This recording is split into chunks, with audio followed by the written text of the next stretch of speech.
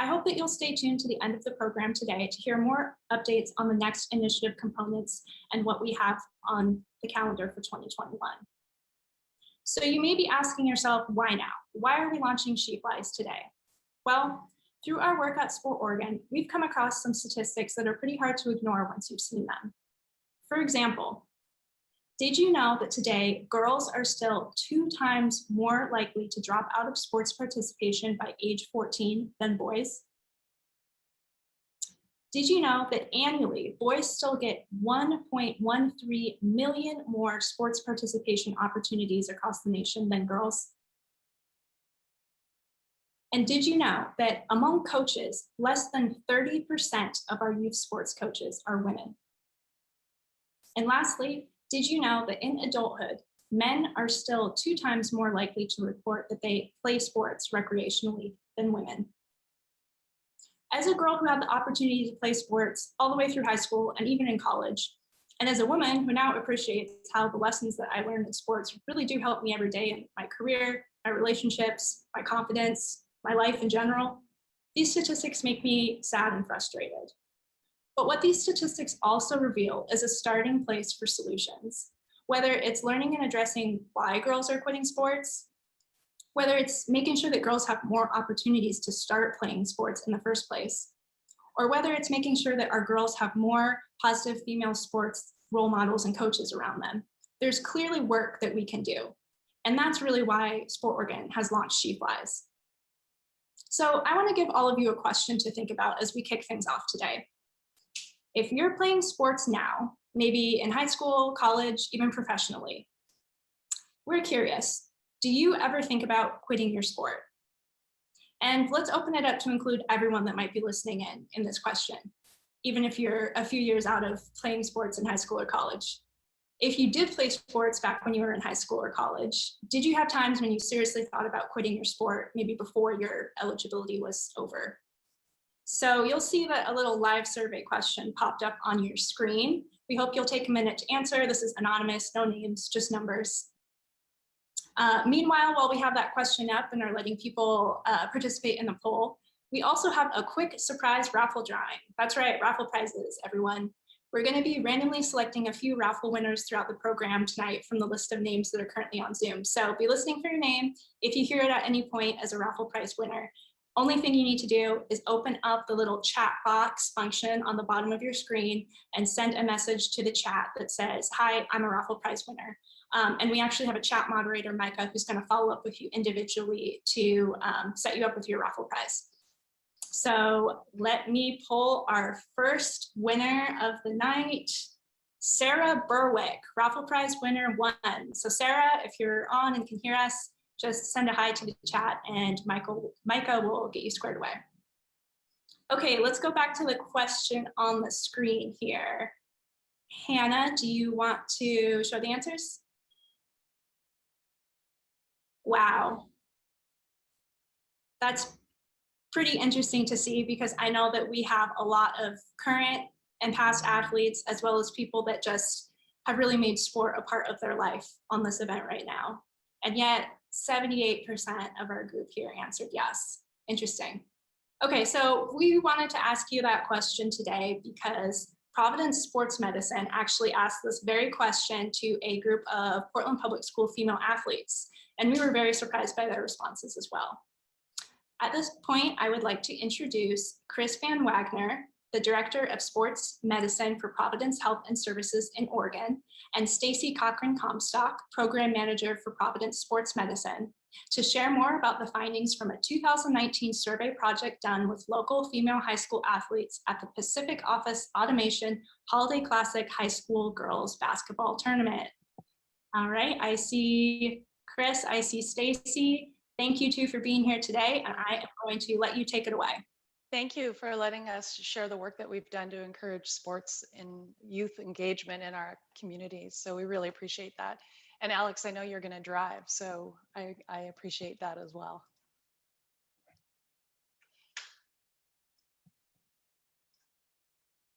So just to start, I want to just say Providence Sports Medicine has a goal to use sports as a vehicle to reach athletes of all ages and all abilities. to encourage health and wellness and provide education about the importance of exercise. It's shown that developing healthy habits at a young age will carry over throughout a lifetime. And sports are one way to encourage these habits, and it's the very reason we have Providence Sports Medicine. We are proud to support several programs throughout Oregon that promote and prevent barriers to sports participation. We're excited to share with you all today the results of a survey that we conducted December 2019. As Alex said, it was with our partners at Portland Interscholastic League and Marshall Haskins, who we really appreciated the opportunity to create this survey and offer it out to the girls playing in the Pacific Office Automation Holiday Classic High School Girls Basketball Tournament. This tournament had teams from all over the Northwest, including several of the top teams in the state of Oregon and Washington. The girls we surveyed were at the top of their game and playing at that time. Obviously, they were in the tournament. So several of them have become very successful college players and are actually, we just got to watch quite a few of those girls that played in that tournament in the most recent NCAA championship game. The level that these girls were at is really important to remember that as you hear the results of the survey.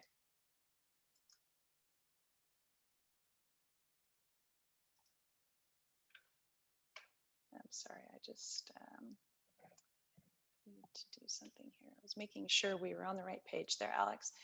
First, just to share a little bit about the survey itself. This was a two-sided paper survey. The front of the survey surveyed their knowledge of the benefit of participating in sports, with them answering 9 different questions that rated strongly agree to strongly disagree, which we later converted to a 1 to 5 scale. The second page of the survey asked athletes questions about specialization, why they stayed in sports, and more importantly, what can be done to stop girls from quitting. We received 136 responses, which we felt was fairly significant. And we would like to share just a few highlights of that data with you today. The first page of the survey, the results looked like this. And as you can see, there's a variation in scores in the different questions that we asked, from 4.19 to 2.96. And again, they were asking questions about their opinion and understanding of the benefits and impact of playing sports. We're happy to see that the score of 4.19 was for the question asked if girls playing sports were learning critical workplace skills. It's great to see that this group of girls really understood that. And as you all know, you're all here on this phone call. Many of you played sports and you are leaders in the work that you do. But we were concerned to see that the 3.1 score, especially, was one of the ones that we're concerned about.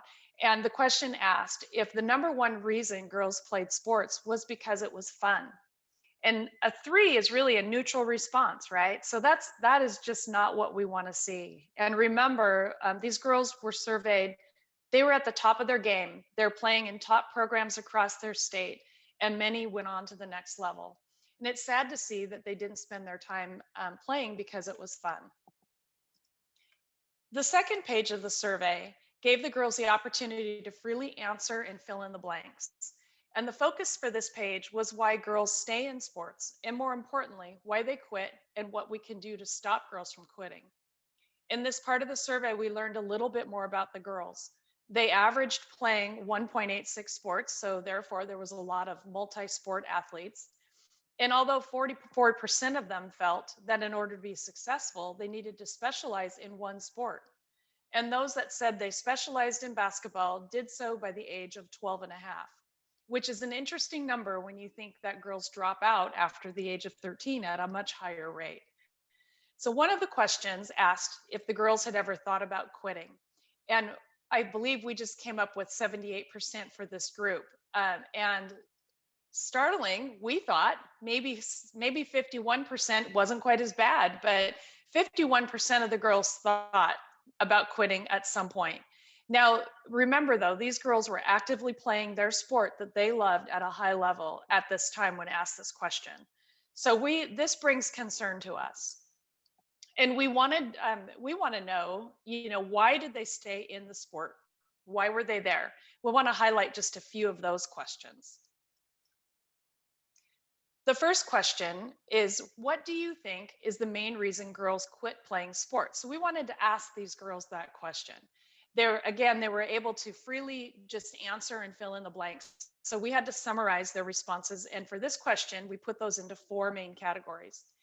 The answers that were given, 36% said pressure was the main reason girls quit playing sports. And they mentioned several different reasons for that pressure, including coaches, parents, friends, school, boyfriends. There were a lot of different things that they mentioned, but pressure being the one reason that we categorized those all into. So, but 26% said burnout. So again, these girls are specializing by the age of 12 and a half. And burnout is a very real problem that comes when you are playing and you're specializing in playing only one sport and playing it year round. And as a matter of fact, injuries also add to that, can be even higher for those types of players. 20% said lack of skill and or lack of confidence was the reason that they quit playing. And 18% just said it was just too time consuming. So we asked them, what do they think could help? What could stop these girls from quitting? And again, they freely answered, and we categorized them. And in this particular question, there was 22% that was a random answers. So we didn't categorize those, but the main 4 categories that we came up with based on their answers were that 40% said they needed more encouragement and support. And again, they mentioned coaches, parents, friends. That's one of the things and one of the reasons why we're here today is to really figure out how we can support girls who play sports, the coaches that are encouraging these girls to play, and what we can do about it to gain more opportunities for them to play. 20% said it needed to be more fun. So there's one of the answers to one of the reasons that they said that they would quit and that they were not having fun. 11% said that the girls needed to be encouraged to participate in sports, which is perfect, right? There needs to be more opportunities. 7% said that reducing the pressure would keep girls in sports. Only 7%, which is an interesting answer. Pressure was the main reason that they gave for girls quitting, yet they only said that as 7% for the answers to keep them from quitting. So while we don't know for sure what the answer is there and what the correlation is, but it might have to do that the diminished encouragement and support has something to do with that. So what do we do next? What can we all do? We're all on this phone call today with interest, either as a player, as a parent, as a coach. What is it that we can do? So the first thing we felt, we wanted to collect more data. Younger girls we can really learn from. So we'd like to gain some insight on ways to prevent the dropout rate.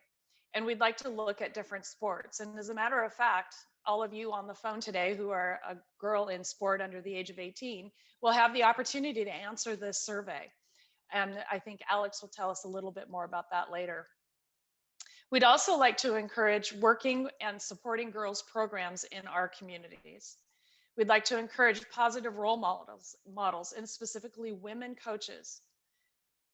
We would also like everyone here to support She Flies. I think She Flies is an amazing program that actually hits on all of the questions and the answers that these girls gave us in this survey. And Alex, I know we're all anxious to hear from our panel, and maybe some of these answers will come up during our talk with our amazing group of people that we have here today. So I'll give it back to you. Thanks so much, Chris. Yeah, I think it's so interesting to see the results from that survey. And I think it definitely lays the groundwork for some of the questions we want to ask our panelists, who are all accomplished athletes who have chosen to stay with their sport despite the challenges.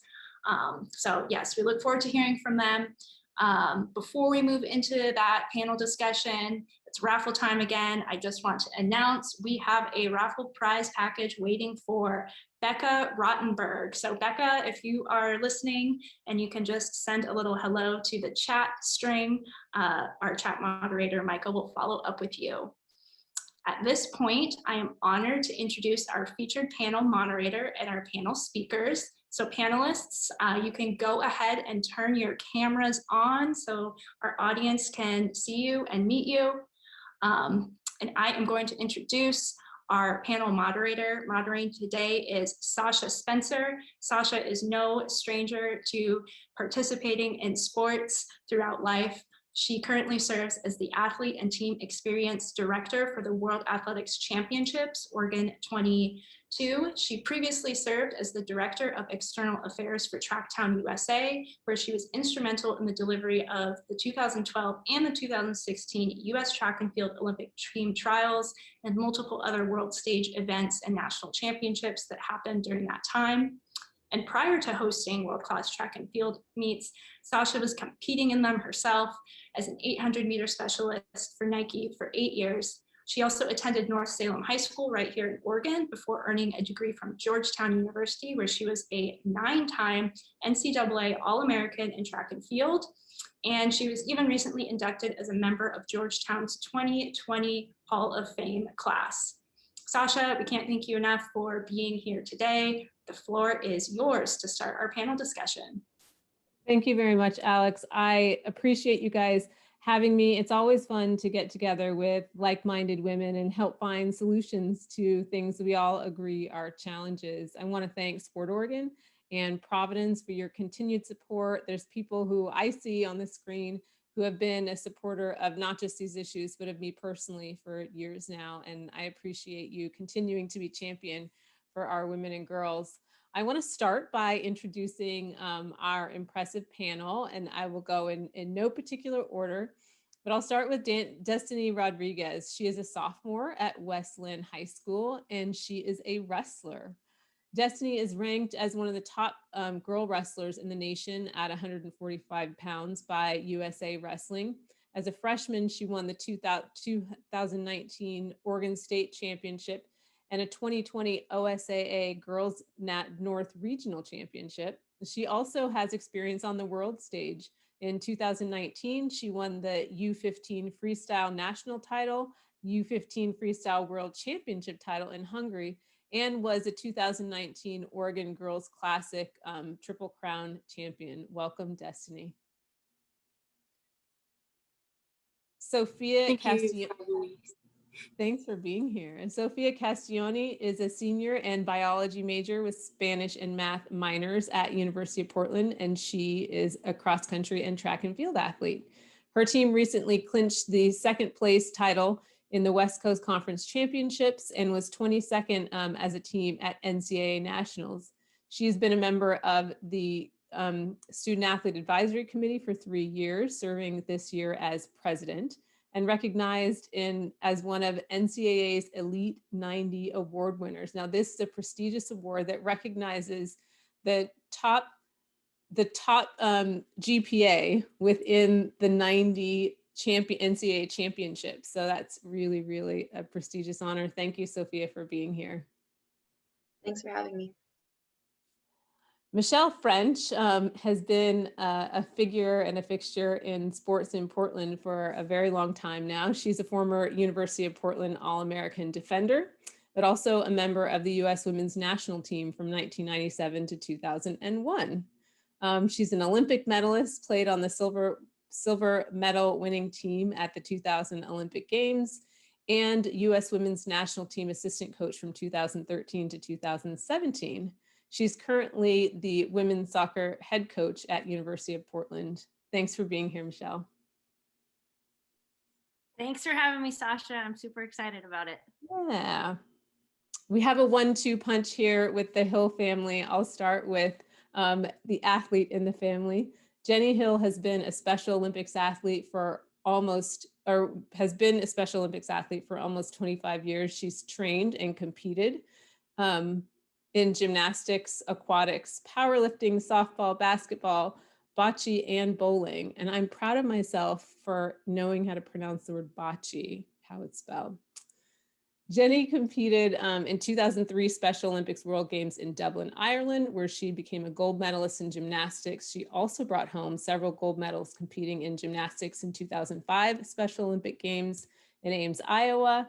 She has been a recipient of the Governor's Gold Award in 2003 and 2006, and she was awarded the Pride Performance Athlete Award in 2005. She was also awarded the Oregon Sports Awards Lou Burge Special Olympics Athlete of the Year in 2005. And Jenny has been an intern for Special Olympics Oregon and a member of the Athlete Input Council. She's currently active in Special Olympics Oregon SOOR active virtual training, as well as doing in-person sports. She competes still in basketball, bowling, and bocce. Welcome, Jenny. Sue Hill has been a volunteer and local program coordinator for Special Olympics Oregon and a volunteer coach for almost 25 years. We see that Jenny brought you along with her, Sue. Over the years, she's coached gymnastics, aquatics, basketball, powerlifting, and bocce. As a coach, she's been able to see her athletes' success through local, state, and world competitions. In 2005, she was a gymnastics coach on the Oregon delegation at the U.S. Summer Games in Ames, Iowa. She was a bocce venue commissioner, which is no small feat, I can tell you from events, in 2018 in Seattle, Washington. And during a season when Special Olympics Oregon wasn't able to offer official competition, she coordinated and managed a local competition that provided track and field and bocce for close to 200 athletes. Recently, she was selected from applicants across the country to be a bocce official in the 2022 Special Olympics USA Games in Orlando, Florida. Congratulations, Sue, and thank you for joining us. Thank you. Thank you. So we're really excited to have this group of women intentionally of all ages and experience levels because we think it's important to get perspective on this issue. I have been out of the sport for some time. Oh, we have one more exciting guest joining us with the Portland Thorns. I'll back up and introduce Rocky Rodriguez. She's a midfielder with the Portland Thorns. She was a 4-year starter for the Penn State Nittany Lions and scored the game-winning goal in the 2015 College Cup. During her career there, she was named the NSCAA Scholar Player of the Year, Top Drawer Scholar Player of the Year, and 2015 Mac Herman Trophy recipient. She won the Honda Sports Award for the nation's top soccer player as a senior. Rocky Rodriguez was selected as a number 2 overall pick in the NWSL College Draft by Sky Blue FC and was named the NWSL Rookie of the Year. In 2020, Rocky was traded to the Portland Thorns, where she appeared in 10 games and started in 9 as she began to make her mark on the team. She's also a member of the Costa Rica women's national team, appearing 75 times and scoring 42 goals. Wow. Thanks for being here with us, Rocky. Thank you, Sasha. Well, I am excited about everything that everyone on the panel has to bring to the conversation. And I would start just by asking a few of you to respond perhaps to how you got involved in your sport. You're obviously committed and have seen it all the way through. So what attracted you to the sport that you're involved in now? I'll start with you, Sophia. Okay, so I actually played soccer and I swam when I was younger. I only did the occasional fun run like the turkey trots. But then I joined in middle school. We had a 6-week league, and I heard from some of the older girls who then were in the high school team that the cross country team was really fun. And so I decided to try it out. And I think that's when I really joined the sport. That's great. Now, Jenny, I know that that I'm particularly interested in hearing your story and how you got involved because you do so many different sports. So you can pick one that you really like the best, or you can just tell us how you became such a great athlete. I started thinking of myself as an athlete when I was pretty young. Mm-hmm. I learned to swim at a clinic at OSU. Mm-hmm. And when I was 6 or so, when my parents heard about Special Olympics Oregon, they sent me up for swimming and gymnastics, and I was hooked immediately. I've been participating for over 25 years in gymnastics, swimming, powerlifting, softball, basketball, bocce, and bowling. That's fantastic. So signing up for a youth swim class led you to a lifetime career as an athlete. That's impressive. Michelle, how did you find the game of soccer? I mean, it's a pretty simple story. There were two boys that lived next door. We had like this adjoining lawn that at the time I felt like was 50 yards long. And now when I go home, it's like 10 yards, but it felt so big when I was little. And because of our neighbors, those boys and their parents, my parents started playing and my sister played as well. So I just kind of like tag along to training with my sister. So that's how it all started. Rocky, do you want to tell us a little bit about the beginning of your soccer career? Of course. For me, it was my dad was the biggest influence. He used to play soccer in Costa Rica, and when me and my brother were young, he sort of, tossed the soccer ball in there. He was hoping one of us would play, and it just stuck with me. I mean, soccer is the king sport in Costa Rica, so but my dad's influence was huge, and I just stuck with it. I was passionate about it, and I wasn't too bad at it either, so I really liked it. That's great. Now, Jenny or Sue, Rocky credits her parents with getting her involved, and Jenny says that you signed her up for that first swim class. So, as a coach, when did you decide that you weren't just going to sit on the sidelines and cheer for Jenny, but really get involved? It actually happened by accident. We were at a competition. We had a very small gymnastics group in our county, and the head coach just didn't show up. And so I was helping during the season, and I knew the routines and I kind of knew the drill. And so I just stepped in and took over that role. And the rest is history. Yeah, yeah. So all of us kind of remember back to that moment when we first became engaged in our sport. But I imagine there was another moment when you each decided that this was really going to be something you committed to on a more long-term basis. Rocky, do you remember when it went from, kind of those pickup games with your brother and your dad to being something that you realized, I'm kind of good at this and I think I'll stick with it? Yeah, for me, it was a pretty young age when I knew that I wanted to stick with it. Um, I was really young. I knew what I wanted. Like I had it really clear. I wanted to play for my national team.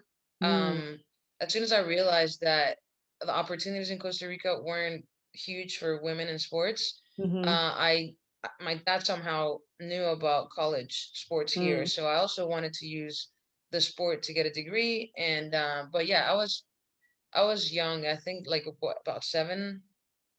Um, when I was like dreaming big, I guess. Yeah.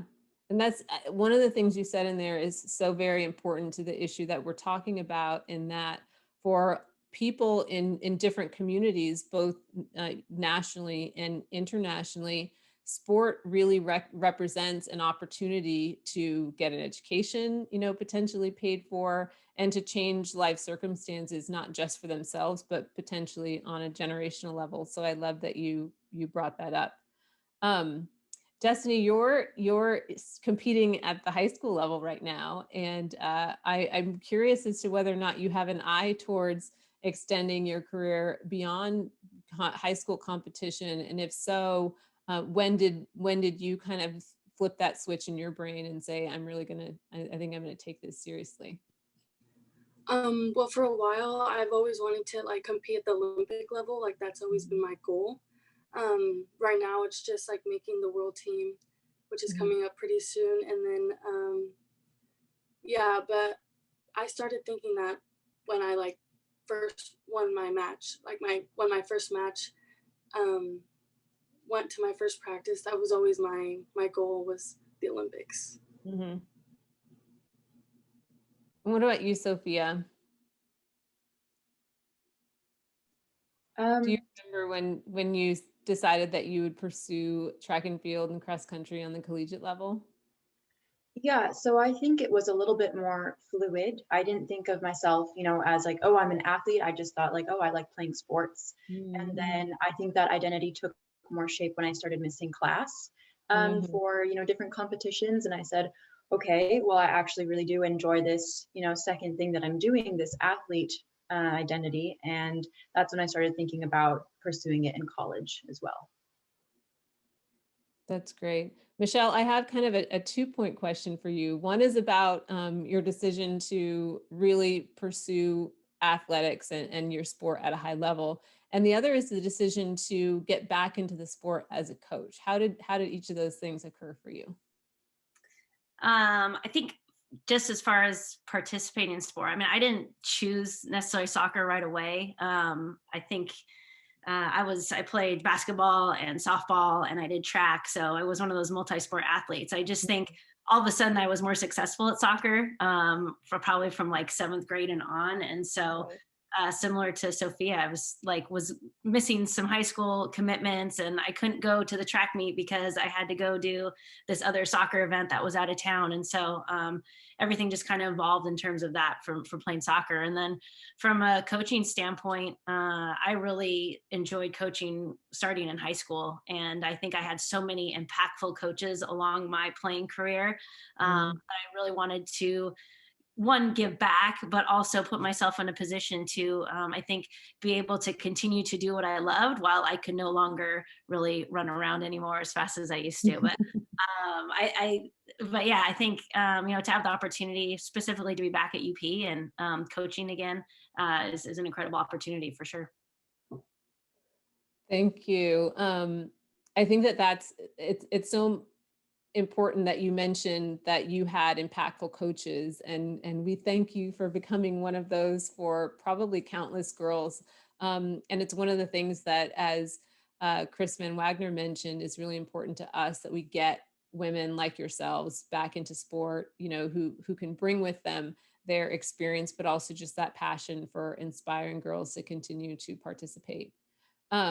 Speaking of girls continuing to participate, you guys represent kind of the creme de la creme across the board in each of your sports, but also I imagine have experienced watching some of your peers choose not to continue to participate. I'm wondering for you, Jenny, you have such an impressive career as an athlete. Have you experienced peers of yours who have decided over the course of the years that they are no longer interested in competing and participating? And what have you noticed are some of those reasons? No, I haven't. In our county, there hasn't been any dropouts. It's kind of 4-to-1 ratio. So we have coaches who are working with our athletes nonstop and trying to get our athletes to engage and have fun. It sounds like we need to spend some time with Sue and some of the other coaches over there and find out what they're doing so well. Rocky, competing at the level that you are, I imagine you've gone all the way through youth, high school, collegiate programs. If you can think back to, where you started noticing yourself pull away from some of the girls who decided, perhaps at younger ages not to compete, can you recall some of the reasons why they stopped? Yes, and I think in my case it can be a little different because it's a different country. But I can tell you also about my experience and some of my teammates. For my teammates, for example, many of them didn't have the resources to travel every day to go to training.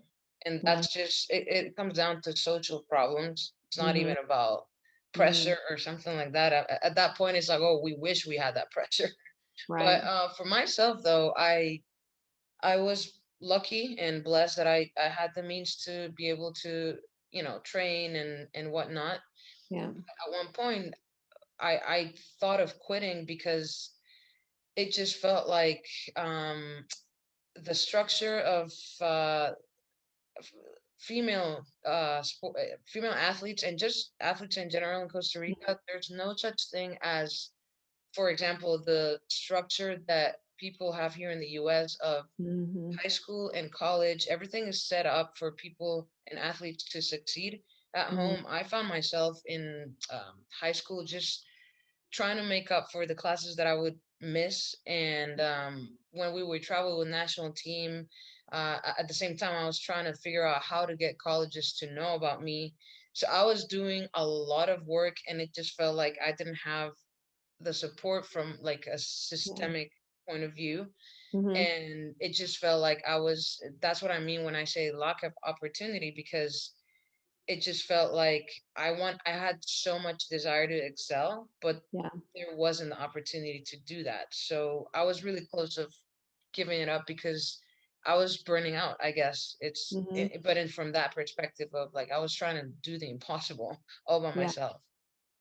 I think that that's a really important perspective, not just from an international standpoint, but I think we could take that same scenario and we could look around even locally at some of our communities and some of the students and populations right here where we live. And they probably would say some of the same things. You know, they're working to get their basic needs met. And so continuing in sport is, you know, maybe doesn't rank as high on the list of priorities. Now, Destiny, you are unique in lots of ways, not only because you're such a fantastic athlete, but also because you excel at a sport that is, you know, traditionally male dominated. So I'm curious to know what your experience is there, and whether or not you find your female peers interested in joining your sport. And even as they participate in other sports, what are the reasons that you might have seen for them deciding not to do that anymore?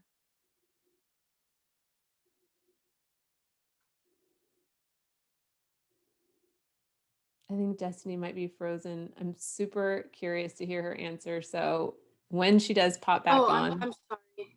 I think perfect. There you go. I'm back on. Can you repeat the question though?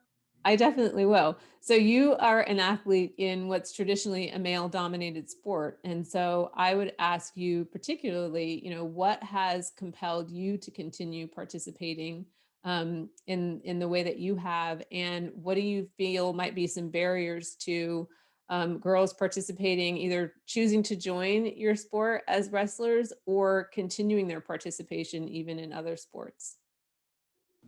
Yeah, well, lucky for me, well, I'm the only girl on my high school team, but I have like a really good support system, and my coaches are awesome, and my teammates have always been there for me.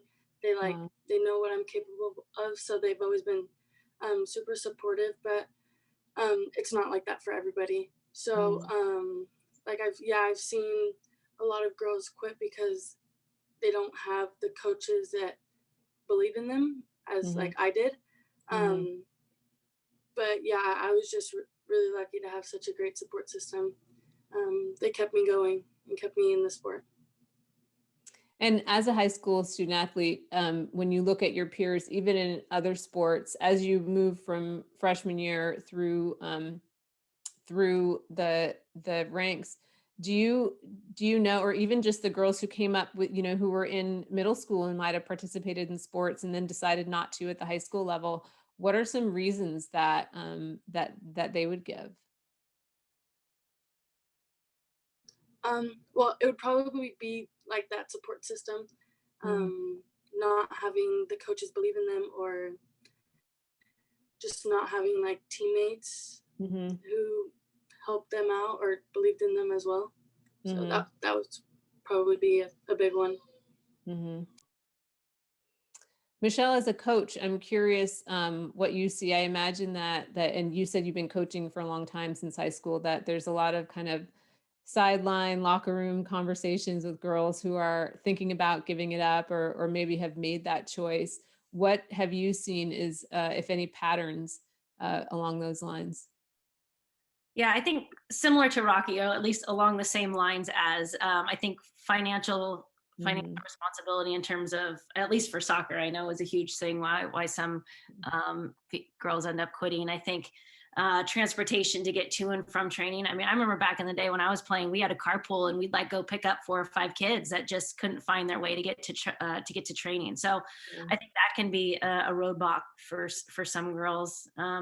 I think the coaching style, not every coach fits every single player. So, you know, you can go from a super aggressive, intense coach to a very compassionate one, and one right in the middle. And I think some players don't know that you know, there could be another option out there, and it's just easier to end up quitting a team. And that's kind of similar to Destiny talking about, you know, a coach that believes in you and supports you. And I think in general, like sometimes team chemistry isn't great as well. And I think that can be another reason. So there are a lot of different reasons. And as we saw in that report, pressure can be one as well. And I think as you get higher up the ranks, pressure can be something that continues to build on some players. So a lot of different reasons, unfortunately. But, you know, again, that's why we have this call to kind of hopefully help with those things. Definitely. Sophia, you are such an obviously dedicated student athlete, and you've placed just as much emphasis on being a student as you have on being an athlete. Did you ever feel, you know, kind of a power struggle between those two things? Or have you ever considered not continuing to compete in your sport? There definitely has been a power struggle at times. Say, my school is not that big, so when classes are offered, like sometimes the only class that I need to take for this certain major is offered during practice time, and having to juggle that around. But you find a way around it because, you know, in the end, you end up making time for the things that you're really passionate about. And so for me, running was one of them, school was one of them. So I made them work, um, and I'm glad I did. And I have not thought about quitting my sport because of the time commitment. I would say that would be more injury related than anything. Right, right. Sue, as a lifelong coach, or at least for the life of Jenny's athletic career, I'm curious to know what the balance is of women coaches within the Special Olympics organization, and if you think that might contribute to being able to retain women athletes as Jenny described. You're asking the balance of how many women coaches there are? So is there a good balance of men and women coaches within the Special Olympics community? Absolutely. I kind of suspect there are probably more women coaches than there are men coaches. Right. And I'm wondering, as Jenny said, you know, there really hasn't been a lot of women to drop out over the years of her career. Do you think that there may be a correlation there? I think that's very possible. Because, you know, especially when dealing with this population, the women coaches tend to be very caring. And the other part to it is, Jenny touched on it, Special Olympics requires a 4-to-1 ratio for athletes per coach. And so there's a lot more one-on-one with the athletes, and a lot more personalized training available to them. And I think that really helps keep them engaged. I imagine it would. Sophia, do you have any thoughts on this? Yeah, so something I think could attribute to women dropping out of sports is not having a coach or a leader or role model that they identify with. And I think that can make staying in sport a lot more challenging. And actually, so I'm doing like a little bit of side research for a different class, and something that I found is that women remain underrepresented in all facets of leadership, you know, at all levels of sports, from the Olympics to the NCAAs. And I know in the NCAA, only 3% of men's teams are coached by women. And you'd think, oh, maybe it's reversed for women's teams, right? False. Only 40% of women's teams are coached, you know, have a woman as a head coach. So I think that could have a pretty dramatic impact if you don't, you know, you don't have this supportive role model, and you just have this such underrepresentation. I think that's absolutely, I mean, it would be hard for that not to be a factor, right? Michelle, I think about the women coaches that I have looked up to, and there's a certain kind of a stereotype of what it is to be a competitive women's coach or a successful women's coach. Do you feel like there's pressure on women coaches to kind of portray a certain air in order to get opportunities? Do you have any, and I'm thinking of reasons why certain women may not feel like they fit into the coaching landscape. Do you feel like there are any certain stereotypical expectations out there as to why and who would be a good fit to be a women's coach? I think two things. One, I don't, if you just look at the outsider's perspective, not in those in the coaching world, I think, let's say you're watching a basketball game and you see a female coach, yelling really intensely, and she looks like she's being mean, and you hear a commentator say, wow, she's really letting her emotions get the best of her. And then if you see a male coach doing that to the basketball players, they're like, wow, look at his spirit, like he's really So getting passionate, like it's amazing. And so I think, again, an outsider's perspective is a little bit different, I think. But I know within the coaching circles that I'm in, whether it's with female coaches or male coaches, I think in general, I don't think that there is this pressure for us as female coaches to coach a certain way. I think the expectation as far as being a coach is, one, staying true to who you are, but also being humble enough to say, I still have so much to learn regardless of how old I am, and who can I continue to learn from? Is it my best friend, Rocky's coach at Penn State? Is it a male coach that's been in the game forever? I think we owe that to the student athletes or the athletes that we are as role models, who we are coaching, to really continue to grow. And I think from that perspective, if you continue to stay true to yourself, those opportunities, I think, to coach at the next level or to develop as you are successful, continue to present themselves. So I personally don't feel the pressure.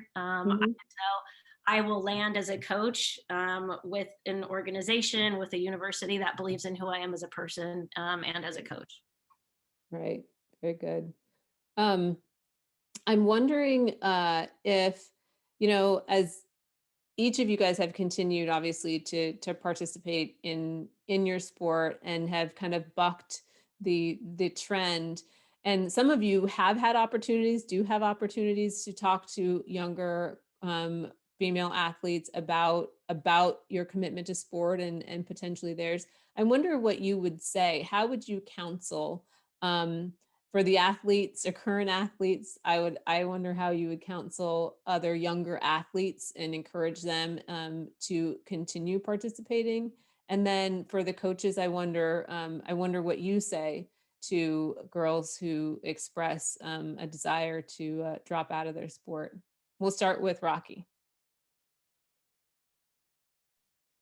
So you're asking what I would tell girls that are struggling, or just in general? Yeah, girls that are struggling, girls that are wondering whether or not they want to continue participating in organized sports.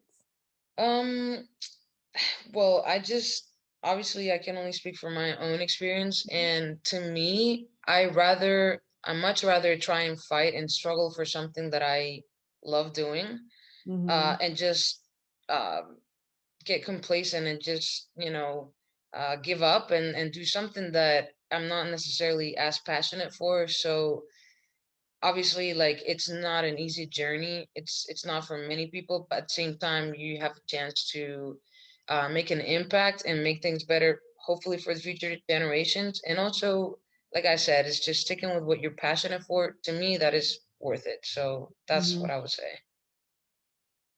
Great. And Destiny, what would you say?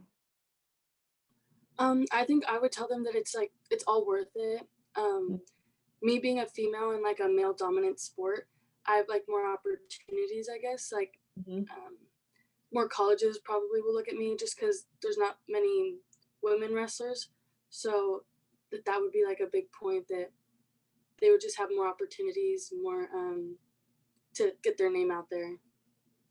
Can I say just how special it is that you see that perspective? It would be so easy for you to think the complete opposite way and say, oh man, why would anyone want me? I'm, a girl wrestler. But I'm so happy that you see it that way, and that's the message that you would share with other young girls. Sophia, what do you tell, maybe the freshman coming on the team wondering how to balance it all and whether or not it's worth it to continue competing?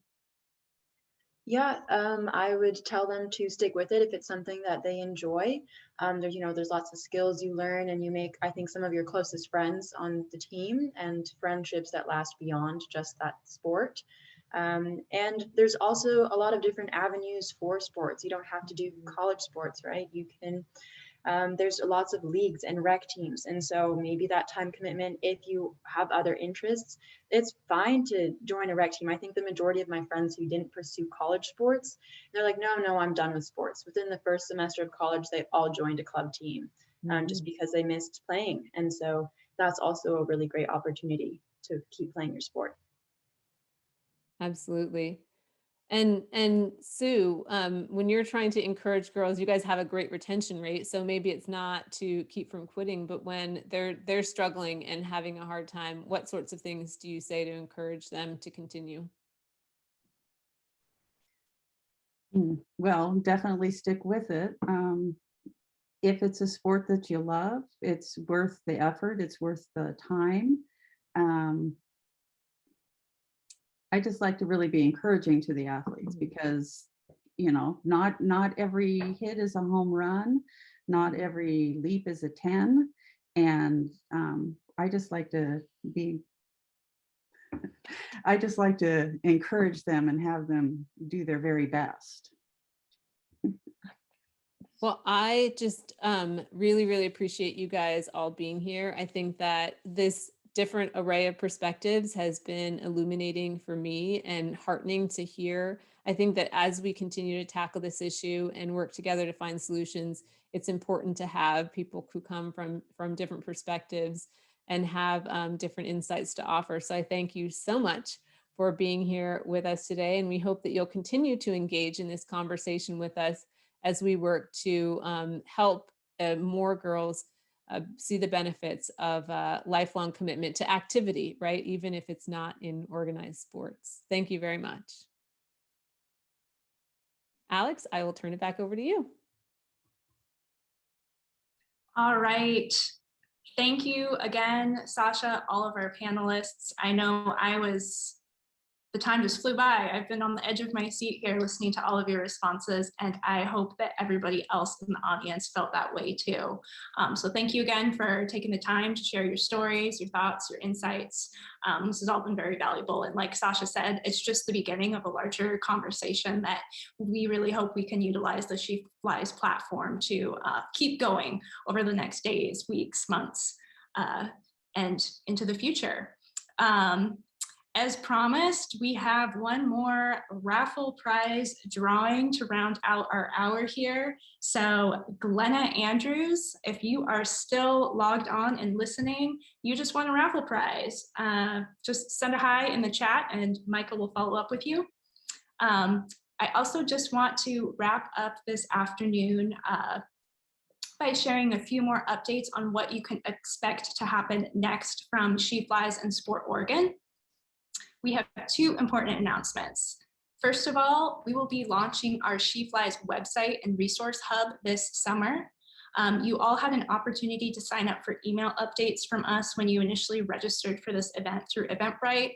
If you don't remember if you checked that box that yes, you want to receive emails and you just want to double or triple check now after experiencing this that you are on our communications list, super easy to join the email list. Just go to www.sportoregon.org, scroll down to the bottom of the homepage and click the link to subscribe to our email updates. That'll be the easiest way to stay informed in everything that we are doing over the summer and beyond.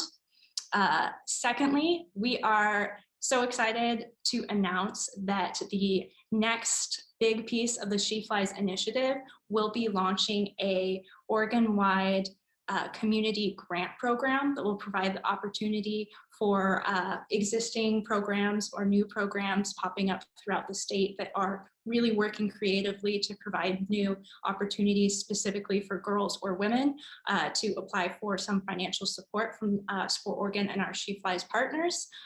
If you are involved in the sports programming world as a coach or program administrator, please make sure that you go and sign up for our email list so that you don't miss any updates about that program when it launches in September of 2021. Last announcement, if you really appreciated this event, if you want to support this type of work that She Flies will be continuing to do in the future and you are able to make a financial donation of any amount to support that work, you can do that very easily right now. at www.sportoregon.org and just click our donate tab on the home page. You will have the opportunity to select exactly where you want your donation to go to, and you can make that choice to make that go 100% to the Sheepwise Initiative if that's your preference. Everything helps. Thank you for considering that donation. Thank you for spending time with us this afternoon. That brings us to the end of the program. We are so glad you joined us. We hope to continue this conversation with you in the future. Thank you from all of us at Sport Oregon. Have a great rest of your night.